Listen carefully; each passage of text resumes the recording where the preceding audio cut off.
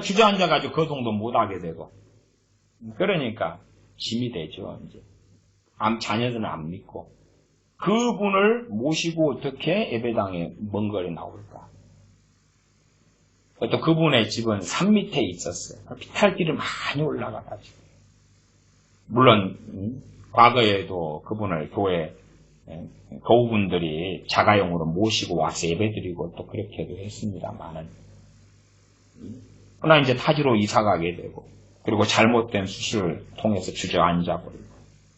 그러니까, 그러나 이제 이사를 가시고 교회를, 그래서 거동이 거의 안 되니까 근처 교회로 옮기시겠다 그래서 큰 짐을 덜었어요.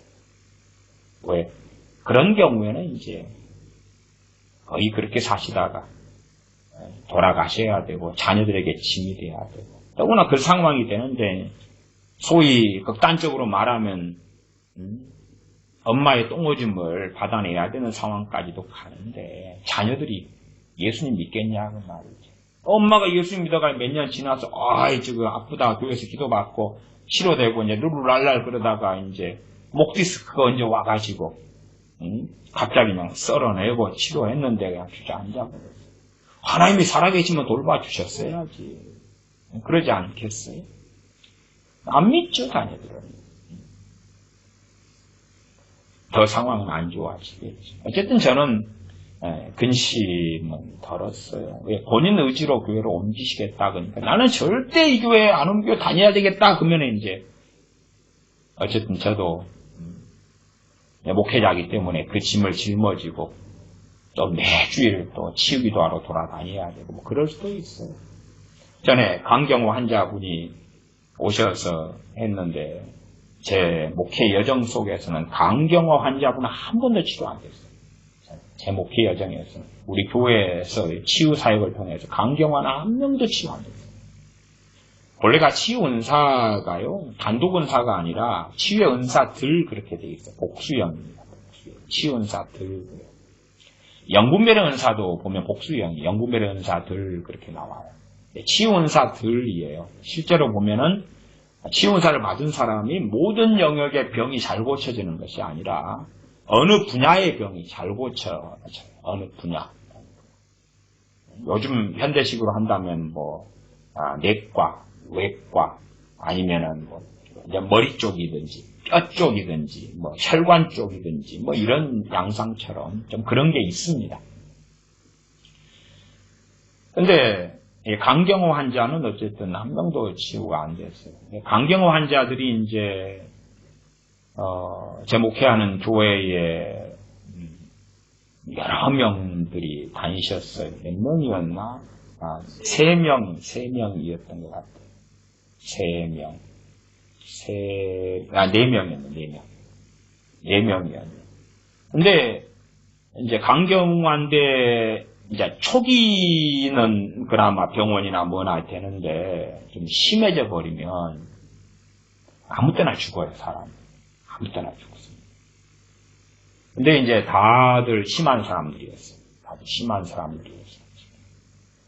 그래서 치유까지는 안 돼도 이제 상황이 악화되면 가서 기도해주면 또 살만해지고 다시 또 한 달 지나면은 이제 그것은 그 사람들이 용서 안 하고 미워하고 증오하고 상태가 안 좋아지고 마음이 아주 안 좋은 쪽으로 막 가고 그러면 이제 악화되고 또 귀신 공격만 좀 받으면 악화되고 그래서 죽을 상황들이 사실은 자주 찾아왔어요. 그러면 또 얼른 쫓아가서 기도해주고 심지어 어떤 데는 매일도 갔어요. 너무 상황이 안 좋을 때. 기도해주면 좋아지고 그래서 강경호 환자들과 함께 이 4명이었는데 함께 돌보고 케어하고 하는 것은 정말 근심이고 무거운 짐이었어요. 근심이고 무거운 짐이었어요. 근데 이제 한 분의 이제 남편이 안 믿는 분이셨는데 남편이냐 주님이냐에서 이 남편이 굉장히 강팍하신 분이셨거든요. 근데 어떤 남편은 자기 아내가 죽을 많은 고비 속에서 우리가 가서 기도함으로 살아났다는 것을 보고 아는 사람이에요, 저 사람은. 근데도 예수님 안 믿고 교회 욕을 하고 아내가 그 예배당에 가는 것을 핍박하고 저주하는 사람. 그런데 그 핍박을 견디지 못해가지고 몇 년 만에, 2, 3년 만인가 신앙생활 안 하겠습니다. 언제 남편이 이제 교회 가도록 허락해 주면 그때 하겠습니다. 그래서 제 근심을 하나 덜었어요. 네, 본인이 또 사실은 그분이 사는 지역 주변에도 교회도 많이 있고 가까운데 우리 교회는 좀 거기서 멀리. 네, 저는 근심을 하나 덜었어요. 그리고 이제 어떤 강경화 분은 저를 그렇게 괴롭히셨어요. 매일도 가서 치유를 해줬는데 치유는 안 되는데 죽을만 하면 살아나고 기도해주면 살아나고 그러셨는데 항상 저를 괴롭히신 것이 권사 장로 시켜달라고. 그분이 여자분이셨는데 본인 그때 당시가 한 65살 이랬던가 이런 분인데 자기 남편은 장로, 자기는 권사 시켜달라고. 그리고 안 믿는 자기 자녀들 기부금 영수증 떼달라고. 이런 것들 가지고 저를 항상 괴롭히셨던 분인데 그래서 어느 때도 또 아니나 다를까 내 남편 장로 나 권사 시켜달라. 그래서 내가 안 된다 그랬더니 마음이 비틀어져서 바로 그때로 교회를 떠났어요. 짐을 그래도 덜었지요. 그분은 떠나신 다음에 일주일 만에 돌아가셨어요. 항상 목숨이 이렇게 경계선에 있었거든요. 또 한 강경화 환자도 여러저러 사정 때문에 교회를 떠나게 되었는데 거기도 조금 한 달 지난 다음에 보니까 가족에게 물으니까 돌아가셨다고. 그렇게 그거는 젊었는데 40살이 안 된 나이였는데 거기도 돌아가셨고. 그리고 또 한 사람이 누구였냐. 어쨌든 강경화 환자들은 참 무거운 짐이 되어져 왔어요. 그래서 참 강경화 환자들은 어렵고 힘들다 하는 것을 많이 겪어왔지요. 치료가 안 되더라고요. 그래도 이제 그런 기적이나 하나님의 은혜를 가족들은 보고 겪을 수는 있으나 참 목회자로서는 정말 쉽지 않고 무거운 짐이다. 환자들이 무거운 짐이다 하는 것이지. 내 중심 안에 하나님을 의지하는 마음, 하나님을 의존하는 마음. 강경화 환자니까 병원을 잘 이용해야 되지만 그럼에도 하나님을 의지하고 의존하는 마음이 그 무엇보다도 중요하다. 그렇게 말할 수밖에 없죠. 그건 원론적인 말씀이기 때문에요. 치유는 그렇게 쉽고 간단하지 않습니다. 그래서 출발 말씀으로 빌립보서 2장 말씀을 정했습니다. 2장 말씀은 이 정말로 하나님의 말씀대로 사는 그러한 인정받는 주의 종인 에바브로디도의 치유에 대한 이야기입니다. 그렇죠? 에바브로디도의 치유. 사도 바울이 함께 있고 사도 바울이 치유기도 안 해줬겠습니까? 그럴 리가 없지요. 왜? 사도 바울과 함께 있었습니다. 25절로 갑니다. 빌립보서 2장 25절. 그러나 에바브로디도를 너희에게 보내는 것이 필요한 줄로 생각하노니 그는 나의 형제요 함께 수고하고 함께 군사된 자요 너희 사자로 나의 쓸 것을 돕는 자라.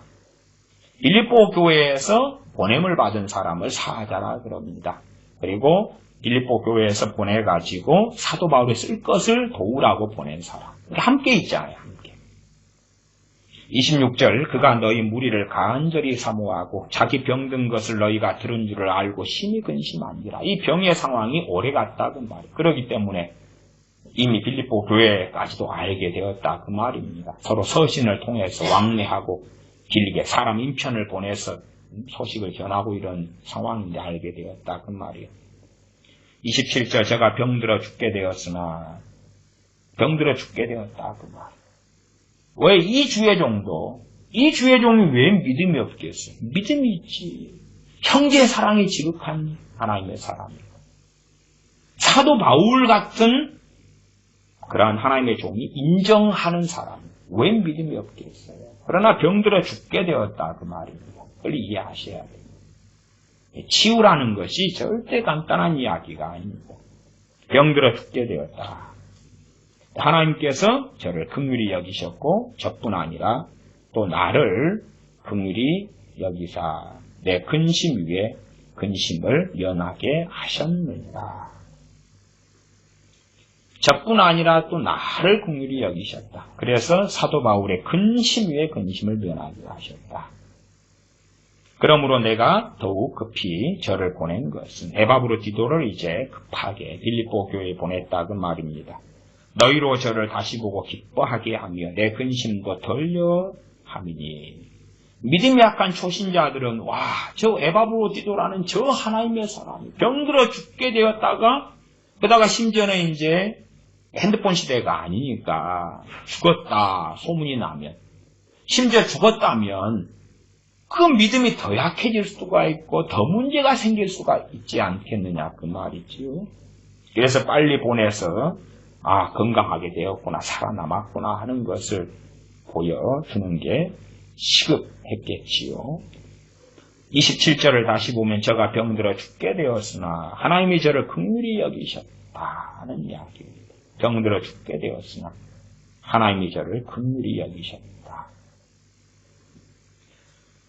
에바브로디도 같은 하나님의 사람이 쉽게 치료되지 않았다는 걸 알 수 있고요. 그 다음에 치료의 핵심에는 병 고치는 은사를 받은 사람이 핵심이라는 것 말씀드렸고, 두 번째는 병 고치는 은사를 가진 사람을 그럼에도 의지하는 게 아니라 병원을 의지하든지 병원을 사용하든지 약을 사용하든지 의사의 도움을 받든지 혹은 치유은사를 받은 사람의 도움을 받든지 간에 뱃속 안에는 하나님을 의지해야 되는 그 믿음이 있어야 최소한 하나님으로부터의 도움을 받는다.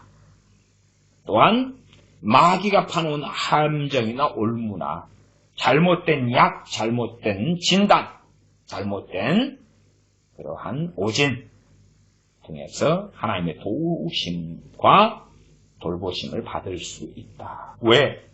주님 안에서 행함으로 함정이 되는 잘못된 병원을 피할 수 있을 것입니다.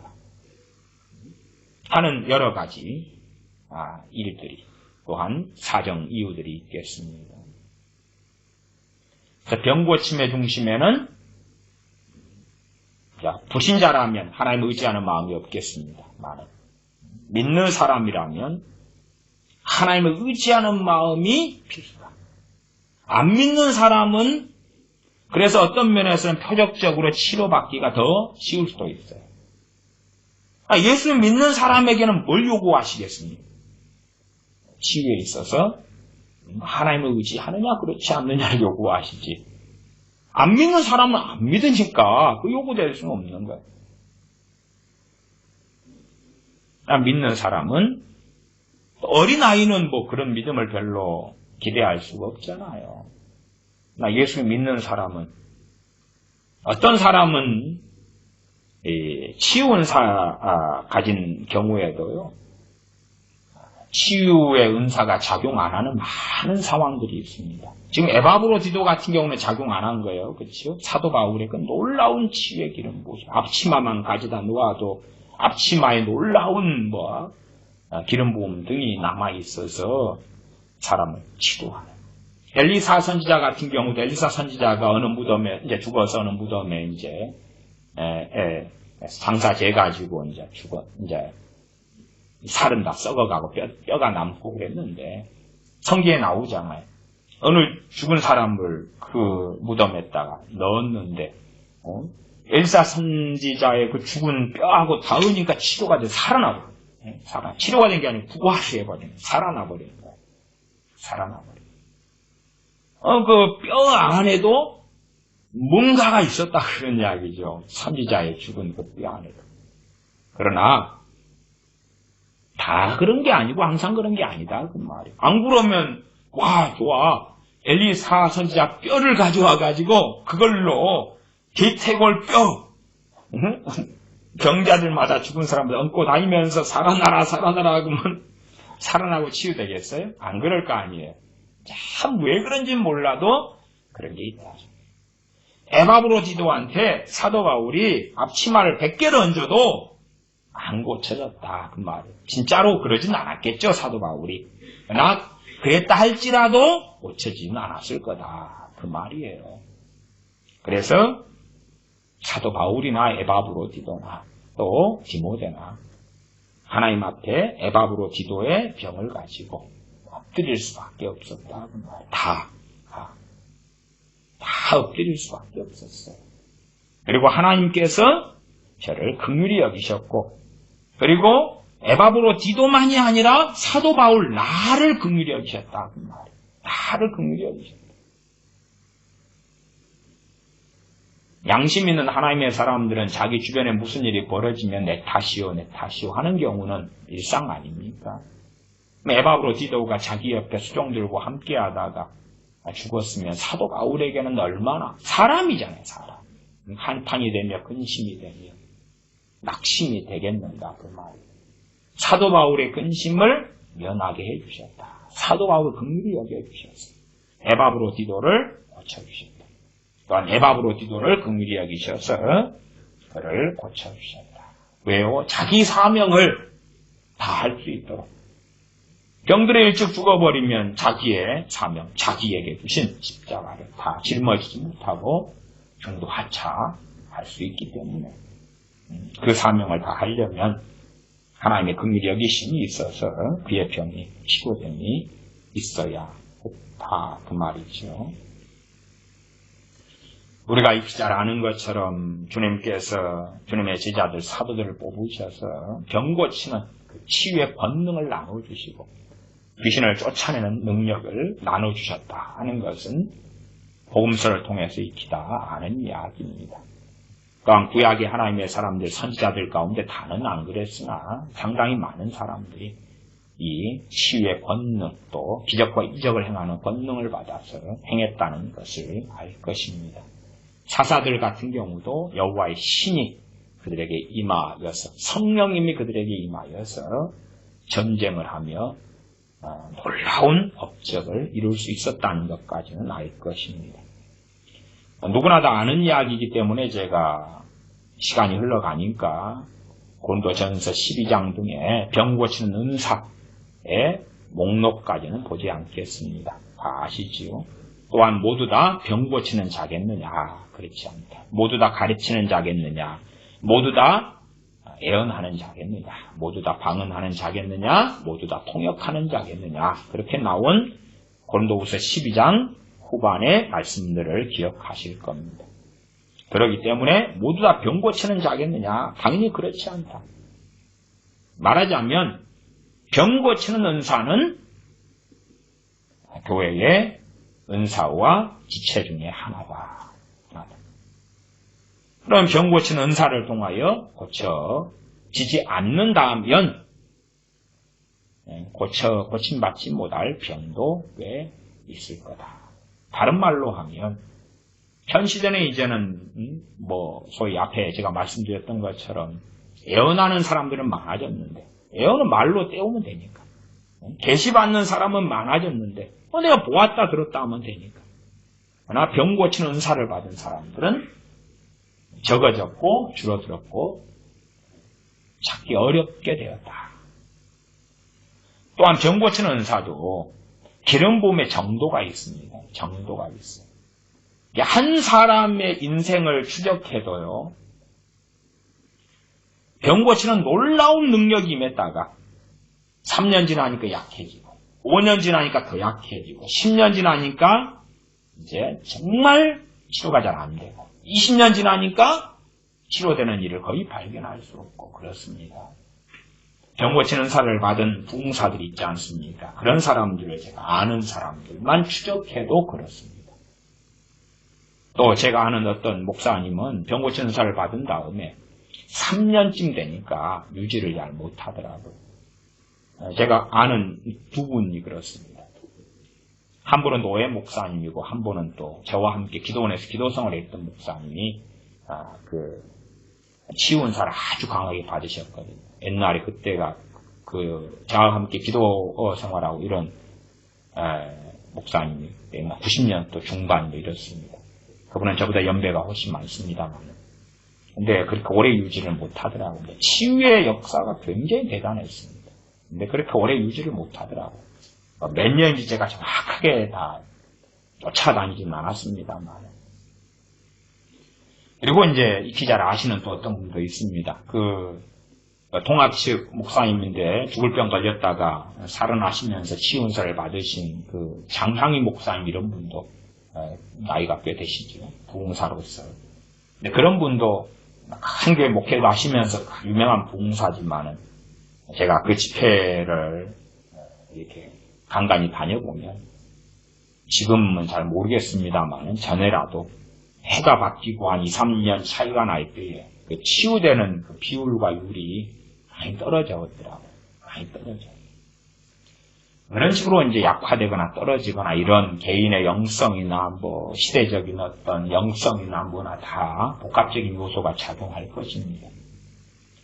지금은 점점점 치유사역자와 치유은사를 가진 사람이 줄어들어갑니다. 다른 말로 하면 주님으로부터 치유를 받을 사람들도 유감스럽게 이제 받을 곳이 없어진다. 그런 이야기도 되겠습니다.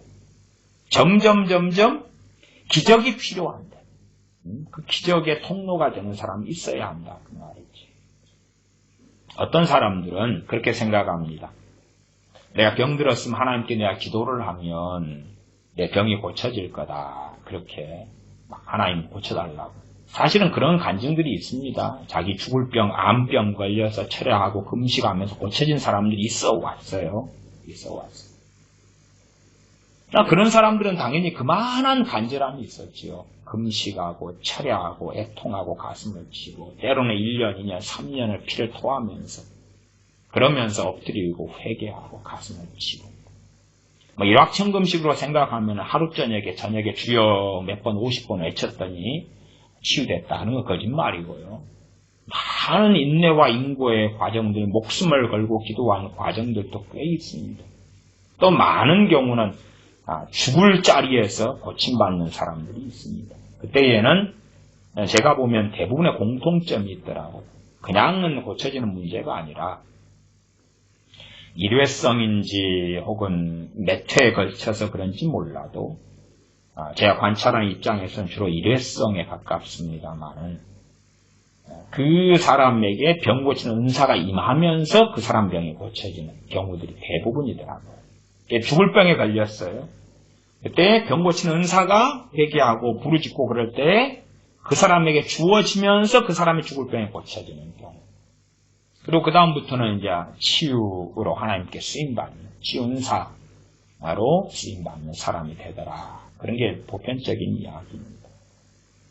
그러지 그냥 내가 치유 은사하고 상관없이 내가 병들었는데 고쳐달라고 막 기도해서 그래서 자고 있는데 주님이 소위 피 묻은 손을 얹어가지고 다 고쳐지고 그 치유 은사하고 나하고 상관이 없고 그냥 보통 기도로 병이 고쳐진다. 그런 것은 예외는 있을지 몰라도 보편적으로는 예외는 예외니까 찾을 수 없더라.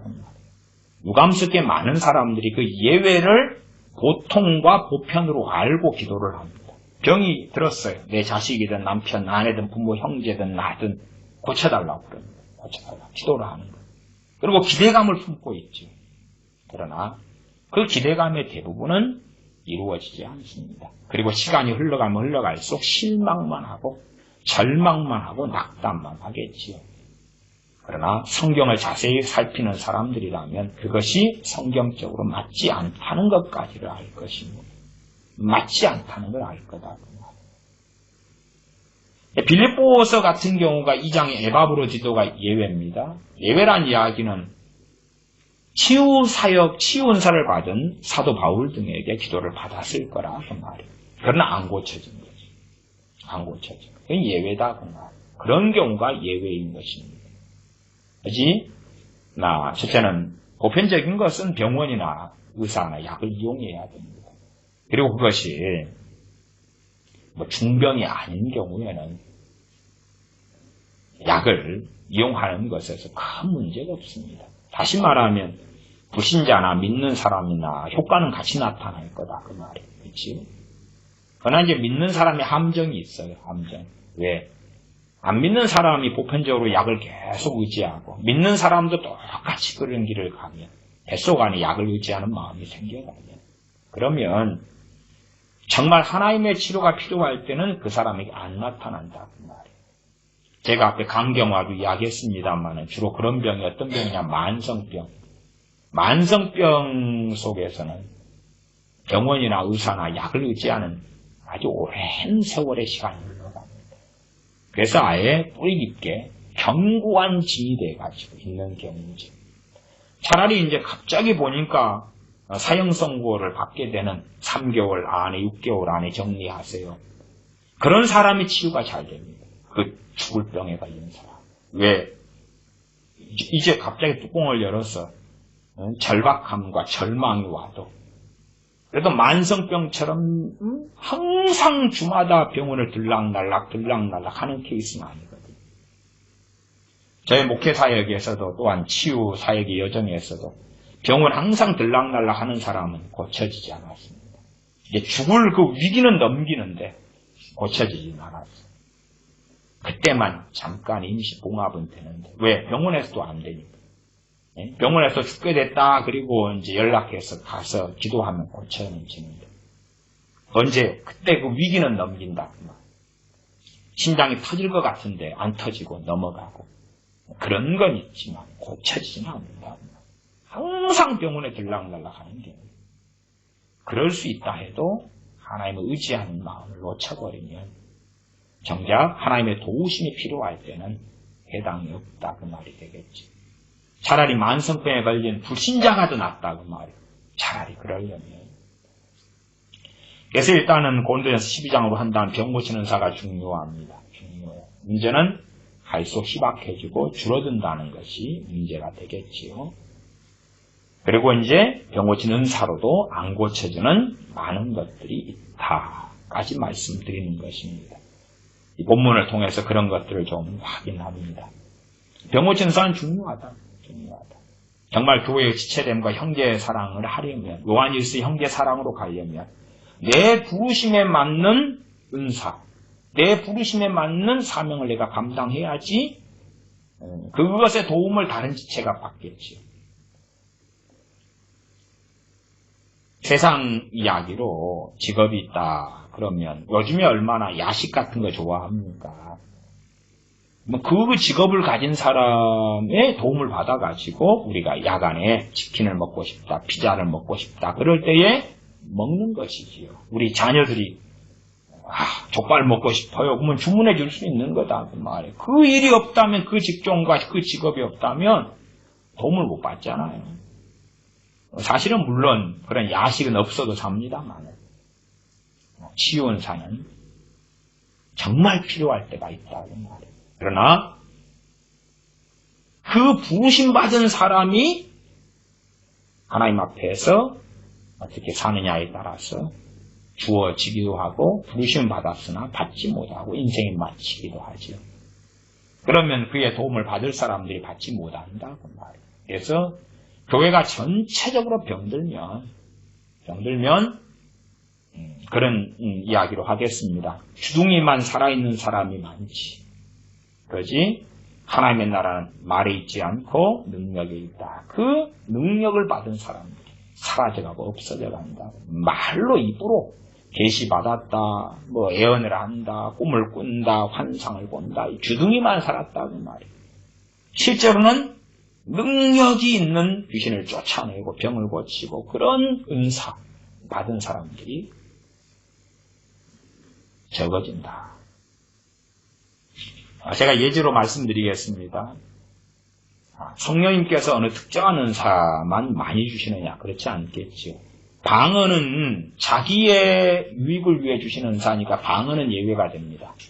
방언을 제외하고는 애언 은사만 잔뜩 주고 치유 은사는 아니요. 정상적인 교회라면 저는 그렇게 믿습니다. 골고루 주실 거다. 역으로 말씀드릴까요?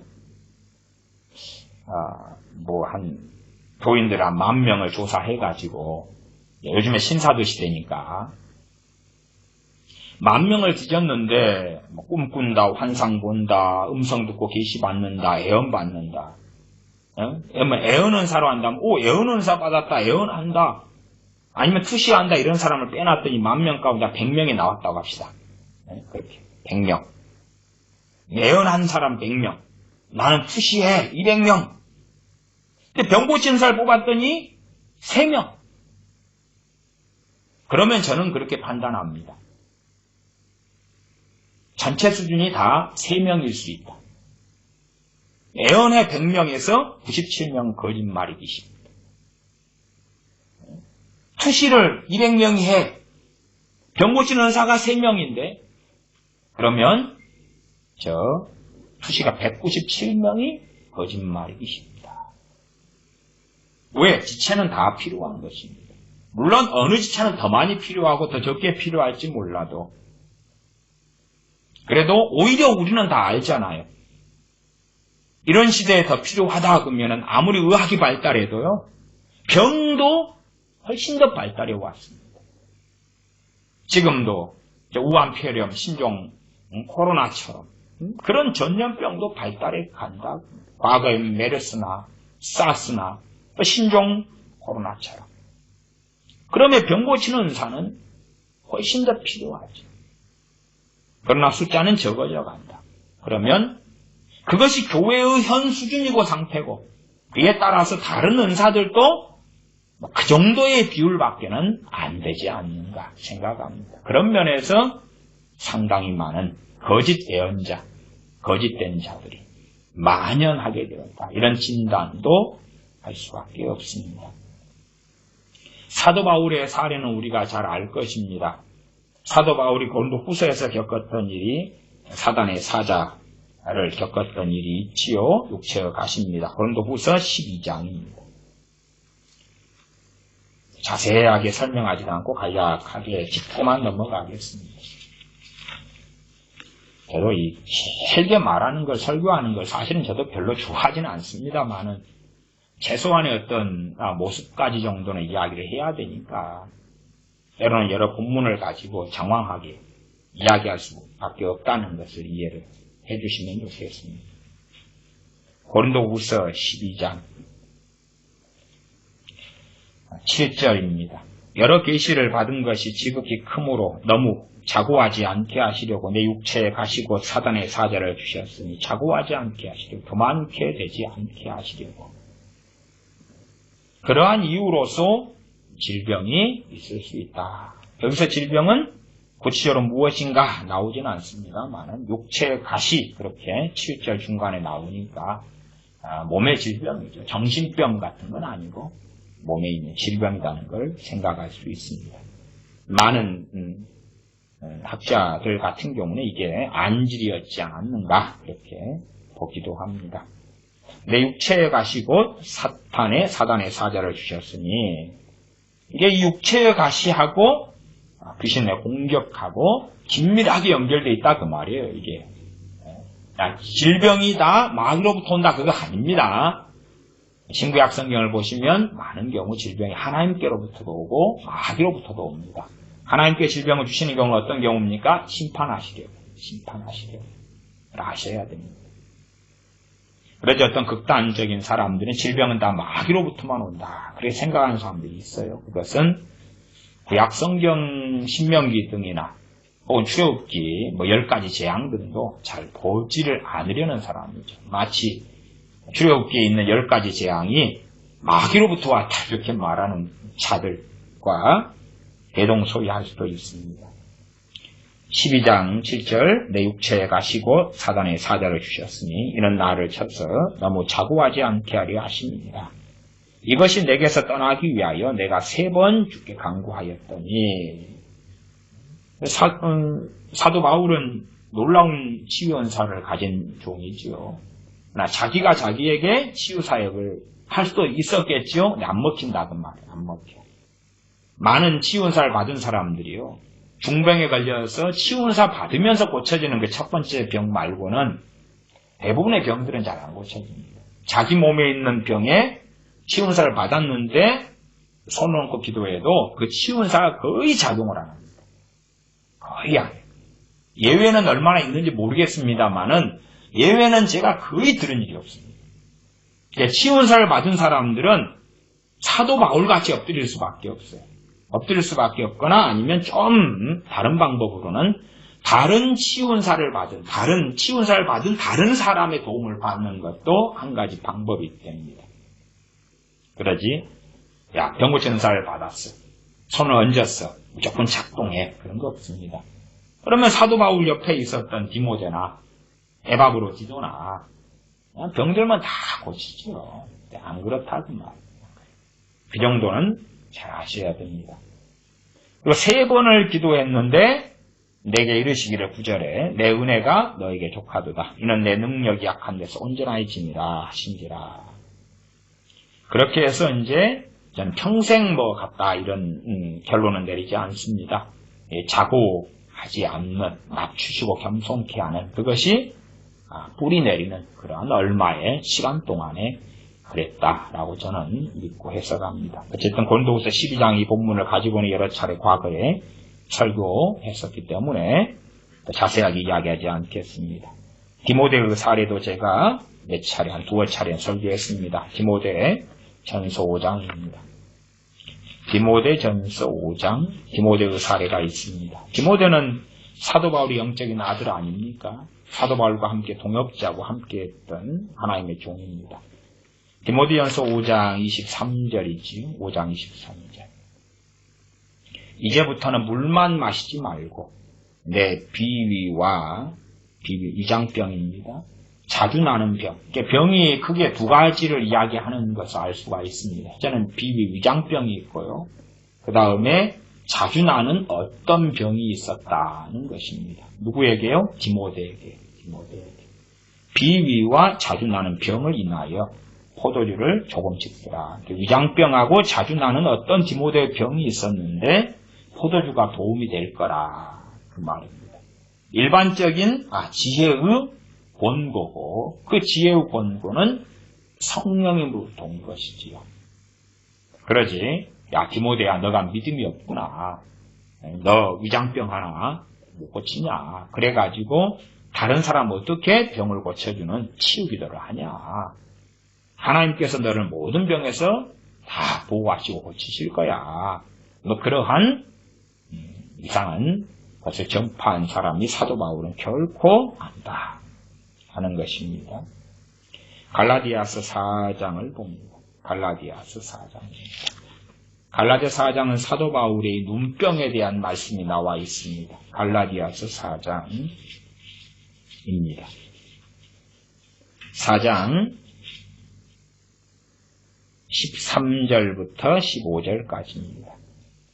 갈라디아 지역에서 복음을 증거하고 갈라디아 지역들에서 갈라디아 교회들이 일어났을 때, 갈라디아는 큰 지역이고 교회가 하나가 아닙니다. 갈라디아 교회들에게 보낸 서신이 갈라디아서입니다. 갈라디아서 4장 13절에 보면 내가 처음에 육체의 약함을 인하여 너희에게 복음을 전한 것을 너희가 아는 바라. 처음 육체의 약함이다. 그 말은 병이 든 것을 이야기합니다. 몸이 아픈 것이지요. 이 아픈 것도 어쨌든 좀 만성적인 것에 가까운 그런 것이고 그것이 아래 보면 눈병이라는 걸 알 수가 있습니다. 14절로 갑니다. 너희를 시험하는 것이 내 육체에 있으되 저 사람 저렇게 아프구나. 저 사람 저렇게 힘들구나. 저 사람 저렇게 고통스럽고 심지어 눈병이 심화되면 앞이 안 보이고 그러겠죠. 눈도 못 뜨고 그럴 것입니다. 저도 전에 눈이 상당히 아프고 막 그럴 때 경험들이 좀 있어가지고요. 그때 되면 눈을 뜨지를 못하고 그렇습니다. 그러면 설교는 어떻게 하겠습니까? 막 눈을 막 감고 고통스러워가지고 어떻게 하면은 시험하는 게 있는 거죠. 듣는 교인들에게 믿음 이야기하고 하나님을 의지하는 걸 이야기하는데 당신 그 모양 그 꼴이냐 그런 것이죠. 사도 바울이 복음을 증거하는데 갈라디아 사람들이 복음도 듣지만 시험도 받아요. 시험도 받아. 지금 시대의 어떤 목사들이 가장하고 위선적인 모습으로 복음을 증거할 때는 마치 자기는 예수님 믿어가지고 건강하고 모든 게 잘 되고 성공하고 영광도 얻었고 봐봐라. 당신도 예수님 믿어봐 나처럼 돼. 누가 그렇게 전도합니까? 연예인들. 나처럼 돼. 나처럼. 그 다음에 이제 돈 많이 번 사람. 야, 예수 믿어봐. 나처럼 부자가 돼. 나처럼 돼. 나처럼 부자가 될 거야. 예수님 믿는 판사, 검사, 뭐 이런 사람들 간증에 세우지요. 그래가지고 봐봐라. 예수 믿으면 이렇게 돼. 이렇게 돼. 나처럼 돼. 그러니 믿어봐. 또 예수 믿는 어떤 회사 사장님들 강단에 세우고 간증자를 세우죠. 자, 이 사람처럼 되는 거야. 그렇게 보여주는 것이죠. 그러면 사람들이 현혹되기도 합니다. 야, 예수 믿으면 저렇게 될 수 있다고? 그렇게 돼? 나 예수 믿었는데요. 이런 문제가 있었는데 이렇게 해결됐어요. 그게 간증 아닙니까? 이런 문제가 있는데 이렇게 해결됐어요. 이런 돈 문제, 이런 가정 문제, 이런 직장 문제, 이런 건강 문제, 예수 믿었는데 나 이렇게 해결됐거든요. 당신들도 믿어봐요. 나처럼 될 거예요. 해결될 거예요. 그래서 예수님을 믿지요. 그러면 최소한 사도 바울은 그렇게는 복음을 전하지 않았겠지요. 왜? 본인이 육체의 약함을 가지고 있는데 안지를 가지고 있고 그것이 오히려 갈라디아 지역에 믿지 않는 사람들에게 시험거리인데 어떻게 그러겠습니까? 13절에 14절이죠. 너희를 시험하는 것이 내 육체에 있으되 이것을 너희가 업신여기지도 아니하고 버리지도 아니하고 오직 나를 하나님의 천사와 같이 또는 그리스도 예수님과 같이 영접하였도다. 병 고치는 은사를 가진 사람에게 치유를 받는 사람들 가운데서도요. 물론 다 고쳐지는 게 아닙니다만은 그 가운데서도 이제 상당히 여러 일들이 벌어집니다. 제가 병 고치는 은사와 관련된 치유에 대한 이야기도 설교 때 과거에 여러 차례 했습니다. 어떤 사람은 그런 사람들이 있습니다. 치유 기도를 받으러 와서 고칠 수 있으면 고쳐봐 그런 것입니다. 한 아이를 둔 아버지가 하실 수 있거든 내 자식을 좀 고쳐보십시오. 물론 요즘 시대 사람처럼 그렇게 건방을 떨지는 않았을 거라고 봅니다만은 요즘 시대의 사람들은 당신 병 고치는 은사 받았다고? 당신 하나님이 치유해 주신다고? 나 고쳐봐. 고칠 수 있으면 고쳐봐. 증명해봐. 네가 하나님의 종이라는 증명을 해보고 너희 하나님이 살아있다는 증명을 해봐. 대체 그런 불신자 부류가 있고요. 절대 그런 사람은 치유기도 안 해줍니다. 왜 안 해줍니까? 안 고쳐지는데 치유기도 받은 사람의 그 사람들은 하나님을 모독합니다. 조롱합니다. 왜? 성령님은 그런 사람의 치유 능력을 발휘하지 않습니다. 물론 예외는 있습니다. 예외는 예외입니다. 한 천에 하나, 만에 하나. 그래도 치유도 해줘라 이런 경우가 있어요. 그러나 그런 것은 천건 만건에 하나 벌어질까 말까 하는 일입니다. 표적으로 그래도 치유해줘라. 조롱함에도 그런 경우가 있고요. 대부분은 안 그렇습니다. 치유기도 해줘도 치유 은사나 기름 부음이 전혀 작동하지 않습니다. 그래서 하나님을 시험하려고 불신자들 누가 데리고 옵니까? 가족이 데려오죠. 믿는 가족이 데려오죠. 왜? 어느 목사님, 어느 기도원 원장님, 어느 전도사님에게 기도받으면 나을 거야. 그리고 꼬셔서 데리고 오지. 그 사람들 그래? 고쳐봐. 고쳐봐. 안 되죠. 그런 사람은 아예 치유를 안 해주는 것이 특별한 성령의 감동하심, 인도하심 없으면 안 해줘야지. 안 그러면 조롱받습니다. 누가 하나님 죽었네? 못 고치네? 별거 없네? 그런 사람들한테는 병원 가서 돈 받으시라고 권유하는 것이 지혜롭습니다. 두 번째는 예수 믿는 사람들 가운데서 그 병 고치는 은사를 가진 사람의 영적 권위를 부정합니다. 권위를 인정하지 않습니다. 우리가 치료받을 때 병원 선택은 참 잘해야 됩니다. 병원 선택을 잘하면 지혜도 필요합니다만은 의사의 권위를 인정해야 되죠. 안 믿는 사람이라고 가정하면 의사가 뭐라 그럽니까? 술, 담배 이때는 하시면 안 됩니다. 또 커피는 조심하셔야 됩니다. 그러면은 얼토당토하는 집에 가셔가지고 몇 시까지 자야 되고 몇 시에 일어나야 되고 직장은 지금 직장 그만두고 어느 직장을 구해야 되고 그런 이야기를 의사가 하면 너 당신 정신이 나갔구만 그러지요. 의사의 권위는 어디까지 해당됩니까? 자기 전문 분야. 그렇지요? 자기가 외과 의사인데 내과에 관여하면 그것도 문제겠지요. 우리가 병원 의사를 선택하고 병원 의사의 권위를 사용해서 이야기할 때 잘 따르면 빨리 치료되죠. 일반적으로 보편적인 이야기입니다. 그것처럼 치유 은사를 가진 사람들의 그 권위에 인정해야 되고 동의해야 됩니다. 그러지 뱃속 안에서 상대방을 시험하는 것처럼 고치려면 고쳐봐. 믿는 사람도 그런 사람 많아요. 이제 그래 네가 네 은사가 진짜인지 아닌지 한번 보자. 나 치료해줘봐. 해줘봐. 네?